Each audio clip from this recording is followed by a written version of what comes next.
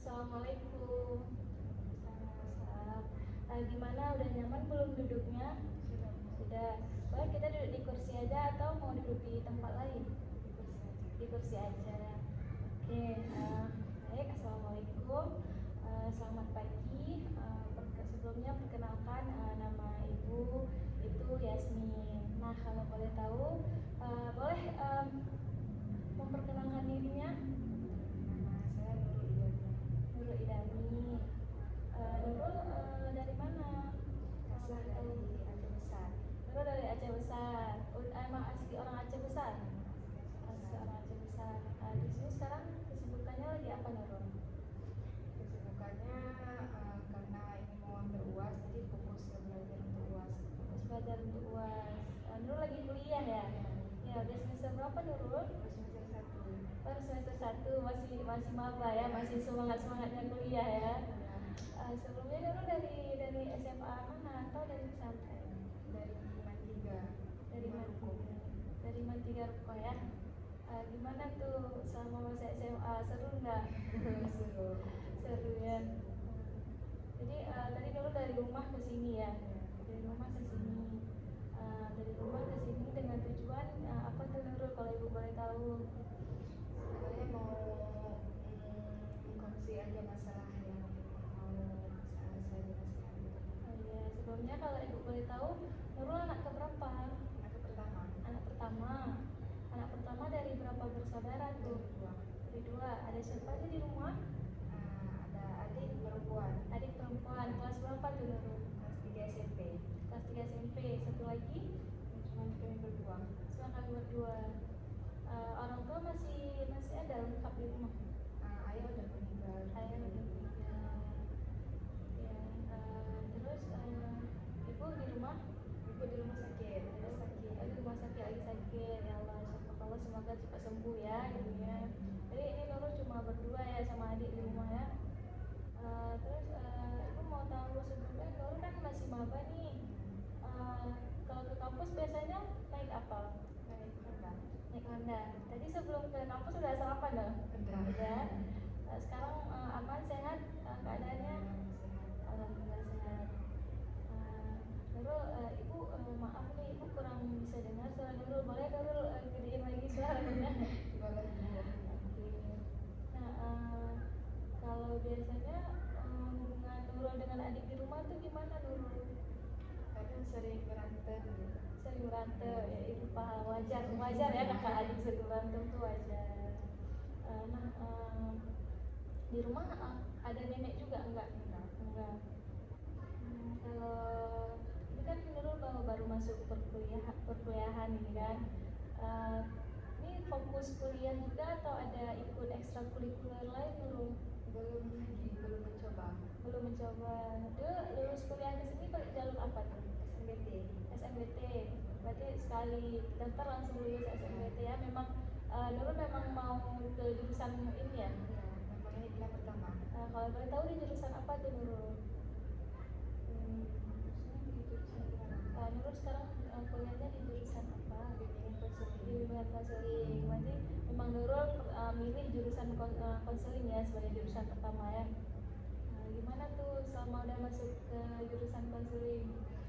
Alhamdulillah seru, banyak bertemu kawan-kawan yang asik gitu. Alhamdulillah seru, banyak bertemu kawan yang asik ya. Sesuai nggak dengan ekspektasi Nurul sebelum jadi mahasiswa? Takut nggak ada kawan. Tapi ternyata setelah masuk Alhamdulillah ada ya. Nurul, sebelumnya ibu mau tanya, Nurul kesini dengan maksud dan tujuan apa nih menjumpai ibu? Nurul udah tahu kan ibu siapa? Tahu. Coba bilang nama ibu siapa tadi. Ibu udah perkenalan? Ibu Yasmin. Nah, ibu adalah salah satu konselor ataupun biasanya guru konseling di sini. Nah, sebelumnya Nurul udah pernah melakukan kegiatan konseling belum? Belum. Berarti ini pertama kali ya, Nurul. Gimana tuh pertama kali jumpa ibu? Dia belum terbiasa, dia agak tertekan, agak gimana ya, agak agak deg-degan. takut, agak deg-degan ya. Tapi ibu nggak bikin Nurul takut kan? Oke, nggak apa-apa. Nah, sebelum kita masuk ke pembahasan Nurul lebih lanjut, ibu mau kasih tahu dulu kalau sebenarnya Nurul udah tahu belum konseling ini tuh gimana sih, untuk apa sih gitu. Sebelumnya pernah belajar juga di kampus. Jadi konseling itu adalah memberikan solusi. Memberikan solusi. Oke.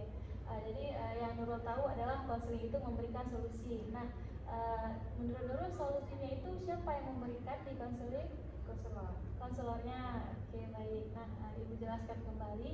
Jadi bimbingan konseling itu adalah suatu proses bimbingan bantuan, bukan memang benar seperti yang Nurul bilang, memberikan solusi, tapi di sini konselor menjadi jembatan sebagai membimbing konselingnya itu, yaitu hari ini itu Nurul di sini.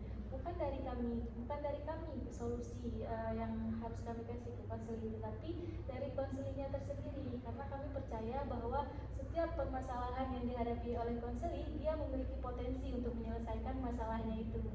Jadi atas solusi yang Nurul harapkan itu bukan dari konselornya sendiri, tapi kami di sini konselor membantu Nurul mencari solusi dari permasalahan Nurul sendiri gitu. Nah, selanjutnya adapun di konseling ini Nurul,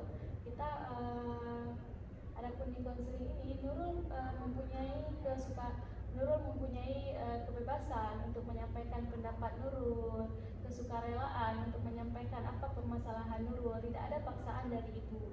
Jika memang Nurul tidak ingin menyampaikan perihal tersebut, ibu pun juga tidak akan memaksa. Nah, adapun nanti dalam permasalahan Nurul, jika memang ada rahasia yang memang menurut Nurul itu nggak sepantasnya ibu sampaikan kepada orang-orang lain nanti selain kita berdua, maka itu cukup menjadi kerahasiaan di antara kita Nurul.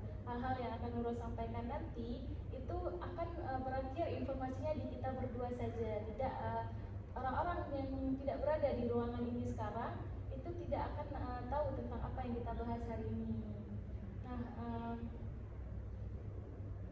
selanjutnya sebelum kita masuk ke dalam proses konseling kita nih Nurul, ibu mau tanya dulu, hari ini ibu cuma bisa melakukan proses konseling itu selama 30 menit ke depan. Gimana Nurul, apakah bisa selama 30 menit ke depan?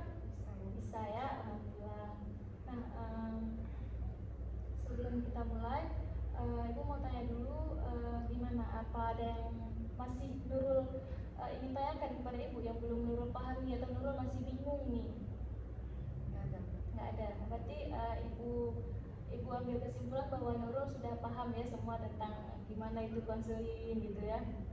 Oke, kalau tentang diri ibu ada yang ingin Nurul tanyakan lagi? Apa Nurul sudah merasa nyaman dengan ibu berbicara nih? Oke, itu Nurul, kalau ibu boleh minta tolong nanti suara Nurul agak lebih dikit lagi ya, biar kita enak ngobrolnya ya. Nah, sebelumnya Nurul, hari ini kita gini Nurul, kalau ibu boleh tahu apa yang sedang mengganggu Nurul akhir-akhir ini? Masalah keluarga semua. Masalah keluarga. Kalau boleh diceritakan tentang perihal bagaimana itu masalahnya Nurul? Terkadang pemikirannya tidak sefrekuensi gitu, saling membantah. Kalau ibu boleh tahu pemikiran siapa yang Nurul maksud, antara siapa dengan siapa? Antara saya, adik saya dengan mama saya. Antara 3 orang itu ya, Nurul, adik Nurul, dan ibu Nurul. Nah, pemikiran-pemikiran yang tidak sefrekuensi itu biasanya muncul di saat-saat seperti kapan itu Nurul? Kadang di saat marah itu. Di saat marah. Kalau boleh ibu tahu, boleh Nurul contohkan perkataan seperti apa yang sering keluar yang menurut Nurul itu tidak sefrekuensi dengan pemikiran Nurul? Jadi biasanya seringnya sama adik gitu. Dia waktu marah langsung misal kayak gimana ya, berkata kasar gitu ke saya gitu. Kata kasar. Kalau dengan ibu gimana tuh Nurul?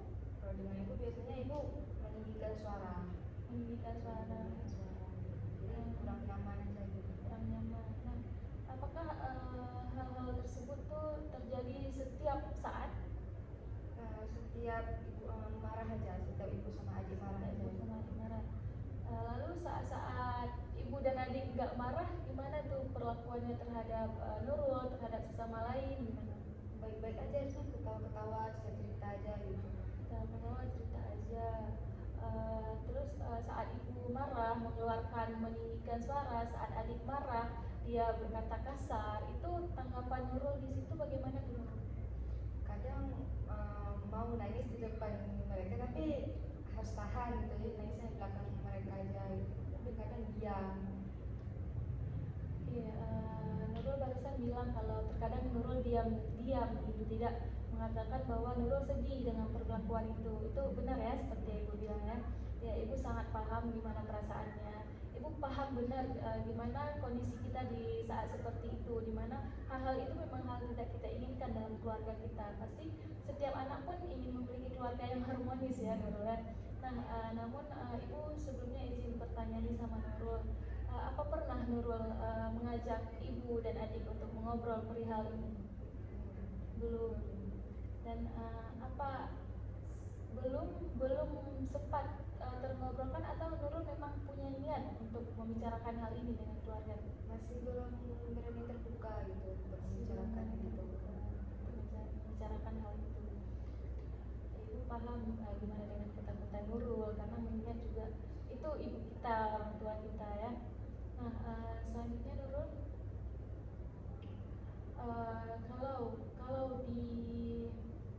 kalau di misal kita bilang kalau dalam seharian selain saat marah ibu tidak meninggikan suara ya.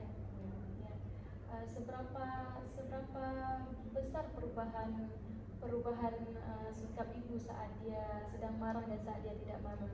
Kalau ibu boleh tahu, boleh Nurul ceritakan misal hal-hal baik apa sih yang sering ibu lakukan saat dia sedang tidak di posisi marah itu? Kalau ibu lagi gak marah, enak aja diajak ngobrol gitu. Misalnya lagi mau sharing pun nyambung gitu. Tapi kalau ibu lagi marah, dia takut mau bercerita, jadi sering kadang gak terbuka gitu. Jadi ibu mau tanya, dari skala 1 sampai 10, seberapa tidak nyaman Nurul dengan keluarga Nurul? 6. Jadi skalanya ada di 6 ya. Kalau boleh digambarkan 6 itu bisa dideskripsikan seperti apa sih? Sangat tidak nyaman kah, atau biasa aja, atau gimana? Di satu sisi memang betul-betul tidak nyaman gitu. Jadi di satu sisi lain udah terbiasa gitu, jadi udah biasa aja. Berarti bisa dibilang Nurul berdamai ya dengan keadaan itu ya. Nah, Nurul, apakah pernah ada niat dari Nurul untuk memberanikan, dengan cerita tadi Nurul tidak berani ya tadi kan. Nah, ibu mau tanya, apakah ada niat dari Nurul untuk mengkekehkan diri? Oke, Nurul harus berani untuk menyampaikan kepada ibu bahwa sikap ibu meninggikan suara kepada Nurul, sikap adik yang berkata kasar itu membuat Nurul tidak nyaman di rumah. Apa pernah Nurul punya niat? Tidak pernah. Oke. Nah, Nurul, coba bayangkan jika Nurul memberanikan diri mengatakan hal tersebut kepada orang tua Nurul, lalu ibu Nurul mengerti apa yang Nurul sampaikan, bahwa sikapnya selama itu mengganggu Nurul. Nurul terganggu dalam aktivitas Nurul sehari-hari, dalam kenyamanan Nurul di rumah, dan ibu mengerti, dan hal tersebut berubah sesuai dengan keinginan Nurul. Nah, apa rasanya, apa perasaan Nurul jika ibu berubah? Pasti lebih senang aja setiap hari, dan lebih terbuka ketika mau membicarakan hal-hal kecil. Walaupun untuk hal-hal kecil pasti senang jika diajak kompromi gitu. Nah, Nurul tahu nih di mana senangnya Nurul jika ibu berubah. Tapi Nurul, apa yang membuat Nurul tidak berani mengalahkan ketidakberanian Nurul tersebut? Padahal Nurul tahu nih, kalau misalkan Nurul berani, Nurul akan dapat benefit yang lebih besar lagi daripada Nurul mengalahkan keberaniannya itu. Karena takutnya itu hanya sementara gitu. Takutnya hanya sementara. Setelah itu kembali lagi. Namun Nurul, ibu jika ibu mengatakan begini, apakah ibu Nurul pernah bagaimana jika orang tua kita sebenarnya tidak tahu bagaimana cara bersikap kepada anaknya, karena mereka pun pertama kali menjadi orang tua, tidak ada yang mengajarkan mereka bagaimana seharusnya mereka bersikap kepada anaknya, bagaimana seharusnya mereka tidak membuat anaknya tidak nyaman di rumah. Nah, Nurul, posisi Nurul di situ sebagai orang yang sudah lebih tahu tentang keadaan rumah Nurul, tahu ibu Nurul melakukan hal-hal yang membuat Nurul tidak nyaman. Bagaimana jika Nurul mengajarkan kembali kepada ibu Nurul hal-hal seperti itu, supaya ibu Nurul pun memberikan kembali hal-hal yang baik itu kepada Nurul. Kita percaya bahwa kita tidak akan menerima satu hal dari orang lain sebelum kita memberi hal tersebut kepada orang lain. Jangan-jangan ibu Nurul tidak pernah menerima hal tersebut, makanya dia tidak tahu bagaimana caranya dia memberi kepada Nurul. Nah, gimana tanggapan Nurul tentang penjelasan ibu barusan? Dari tanggapan ibu barusan, saya akan mencoba untuk membicarakan dengan baik kepada ibu saya. Tapi yang di sini sedikit seperti adik saya terlalu keras kepala. Jadi kalau misalkan mau saya bilang baik-baik pun dia susah untuk terima itu. Oke, sekarang kita bahas tentang adik nih ya. Nah, kalau dalam sehari-hari nih, gimana pendekatan Nurul dengan adik Nurul? Seberapa sering kalian bermain bersama atau mengobrol hal-hal yang menyenangkan atau bagaimana? Gimana ya? Dia kalau setiap hari kalau udah marah gitu pasti apa yang mau Nurul bicarakan ke dia nggak akan menerima. Tapi kalau misalkan dia lagi baik-baik aja, diajak bercanda juga enak gitu. Tapi ya karena dia keras kepala nggak mau apa misalkan Nurul lagi bilang ke dia jangan gini gitu, tapi dia nggak mau dengar gitu. Oke, kalau boleh Nurul contohkan seperti apa narasi yang Nurul sampaikan kepada adik Nurul, kepada ibu. Coba Nurul anggap aja bahwa ibu ini adiknya Nurul gitu. Gimana Nurul bilangnya? Misal dia lagi marah, tapi dia berkata kasar. Nurul selalu bilang jangan ngomong kasar dengan sama orang gitu. Yang ngomong kasar nanti dibilang sama orang. Responnya gimana tuh adik Nurul? Kadang dia bodo amat gitu, nggak mau dengar. Ya melihat pun enggak ke arah Nurul. Ya. Tapi kalau untuk adik tersendiri nih Nurul, apa dia pernah menyampaikan apa yang dia inginkan kepada Nurul gitu? Enggak. Dari skala 1 sampai 10, seberapa bagus komunikasi Nurul dengan adik Nurul? 4. Berarti lebih rendah ya komunikasi Nurul dengan adik dibandingkan kenyamanan Nurul di rumah ya. Kalau kenyamanan Nurul tadi berada di posisi 6, sekarang komunikasi dengan adik berada di posisi 4 gitu ya. Nah, apa Nurul pernah mencoba untuk mencari strategi atau mendekatkan diri lah dengan adik, yang mana bahwa kita tahu adik itu jiwanya adalah ingin disayang, ingin dilindungi dari kakaknya. Begitupun kita sebagai seorang kakak pasti pun ingin mendapatkan perlakuan yang baik ya dari adik kita. Nah, apa ibu boleh tahu, pernahkah Nurul mencoba pendekatan yang seperti itu kepada adik Nurul? Kadang pernah dengan misalkan dia ada sesuatu gitu kan, Nurul mau cerita tentang dia, tapi kadang dia tertutup gitu, nggak mau menceritakan apa yang dia rasakan. Susah. Gimana bentuk Nurul cari tahunya tuh Nurul? Kadang pertama ajak bercanda dulu gitu, biar jangan tegang kali gitu suasananya. Tapi sama aja gitu, dia tetap nggak terbuka. Adik Nurul berada di usia kelas 3 SMP ya, tadi Nurul sebutkan di awal ya.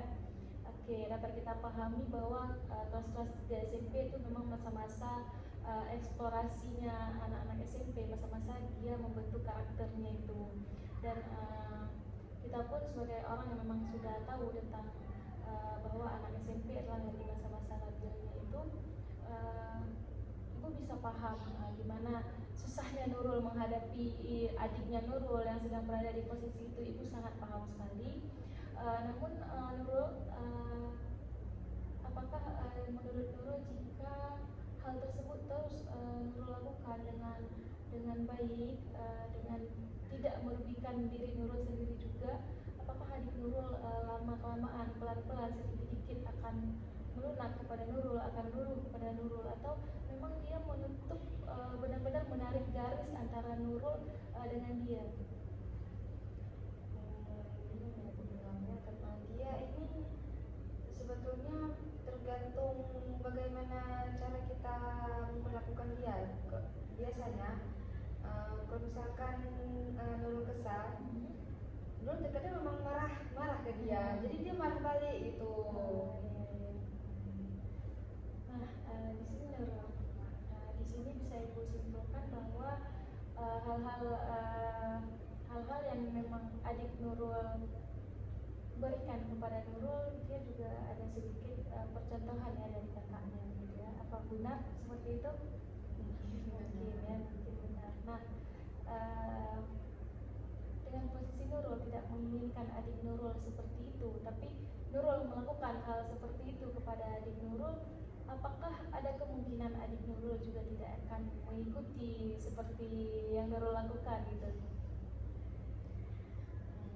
Tidak yakin sih, Tidak yakin sih Bu. Berarti dari pertanyaan Ibu barusan, apa yang bisa Nurul simpulkan tentang adik Nurul? Mungkin Nurul harus lebih bicara dengan lebih hati-hati gitu ya, jangan langsung marah.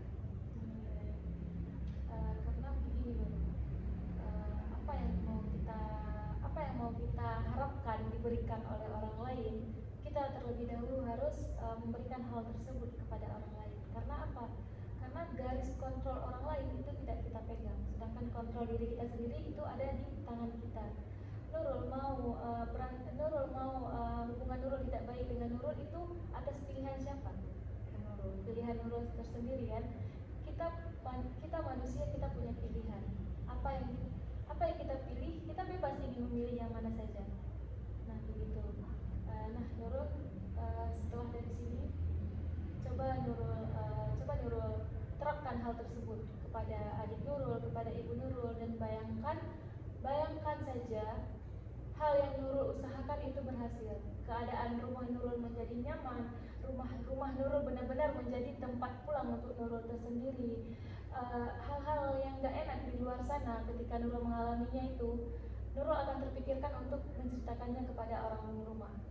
Bayangkan jika Nurul melakukan tindakan untuk memberanikan diri, mengutarakan apa yang Nurul tidak nyaman selama ini kepada keluarga, dan hal tersebut terjadi. Nurul berani? Nurul? Nanti Nurul coba. Oke, karena Nurul ingin mencoba kesepakatan kita di proses konseling hari ini, jadi mungkin sebelum mengakhiri, dan waktu kita juga udah 30 menit ini ya, mungkin sebelum mengakhiri Ibu mau bertanya terlebih dahulu bagaimana sekarang setelah kita melakukan proses konseling, perasaan Nurul tersendiri tentang keluarga Nurul yang mana tadi itu berada di skala 6, setidak nyaman itu Nurul dengan keluarganya. Setelah melakukan proses konseling ini, kira-kira di skala berapa sekarang perasaan Nurul berada untuk keluarga Nurul? Mungkin turun 1 ya, 5. Turun di 5. Kenapa itu boleh, kalau Ibu boleh tahu kenapa itu boleh turun di 5, sedangkan jika di 1 kan bisa kita bilang itu sangat tidak nyaman, dan jika di 10 itu sangat nyaman gitu. Setelah mendengar penjelasan Ibu tadi, semakin yakin untuk memberanikan diri mencoba untuk membicarakan kepada Ibu sama adik. Berarti Ibu izin koreksi ya, berarti skalanya naik dong dari 6. karena 10 adalah seberapa sangat luas begitu. Nah, tadi ada di skala berapa nih keyakinan Nurul untuk memberanikan diri? 7 ya. Oke, Ibu tunggu kabar baiknya di pertemuan kita selanjutnya, yang mana hari ini adalah pertemuan pertama dan selanjutnya kita akan bertemu di pertemuan kedua. Nah, sebelum kita membahas tentang kontrak waktu di pertemuan kedua, Ibu ingin tahu bagaimana kesan Nurul terhadap proses konseli hari ini, bagaimana perasaannya, dan bagaimana pesan Nurul tentang konseli hari ini. Apa yang perlu Ibu tingkatkan mungkin di proses konseling kita ke depannya, boleh ya? Silakan. Alhamdulillah, di konseling hari ini sudah sedikit lega setelah mendengarkan penjelasan dari Ibu. Masya Allah, alhamdulillah. Semoga dengan adanya konseling hari ini, Nurul bisa menjadi anak yang lebih baik lagi nanti. Dan semoga juga Nurul bisa lebih memberanikan diri supaya keluarga yang harmonis itu bisa terciptakan, baik itu dimulai dari Nurul sendiri. Nah, untuk pesannya nih Nurul gimana? Pesan untuk konseling hari ini, Iya. pesan untuk konseling hari ini, semoga Nggak apa-apa. nikah. Nggak tahu. Oke, nggak apa-apa. Kita akan bertemu di pertemuan selanjutnya. Iya, semoga Nurul membawa kabar baik untuk Ibu, terutama untuk Nurul sendiri lah. Semoga lekas ada perasaan-perasaan baik yang segera menghampiri hal-hal baik yang Nurul harapkan dari keluarga Nurul segera datang menjemput Nurul begitu. Nah, Nurul untuk pertemuan selanjutnya kalau boleh kita akan mengadakan di kapan Nurul? Di Selasa depan seperti ini itu Boleh di jam seperti ini ya, di jam 10 ya.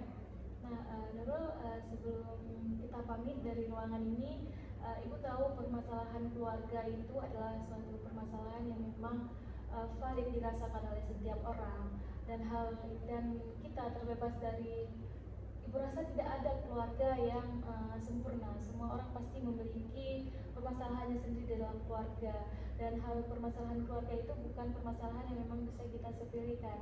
Karena di saat kita tidak nyaman dengan keluarga kita, maka hal-hal yang kita jalaninya pun bakalan terasa hambar ya Nurul. Nah, karena Nurul sudah mau meluangkan waktunya datang ke proses konseling kita hari ini, Nurul sudah mau berkontribusi dengan aktif pada proses konseling kita hari ini, boleh Ibu minta izin untuk peluk Nurul sebagai ucapan terima kasih Ibu. Boleh. Oke Nurul, sampai jumpa di pertemuan selanjutnya. Semoga bawa kabar baik ya. Apa keluarga, hal tersebut bisa kita atasin. Ibu percaya Nurul mampu, Nurul bisa. Oke, sampai jumpa di pertemuan selanjutnya Nurul.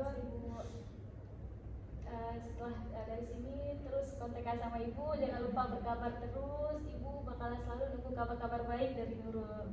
Oke, assalamualaikum Nurul.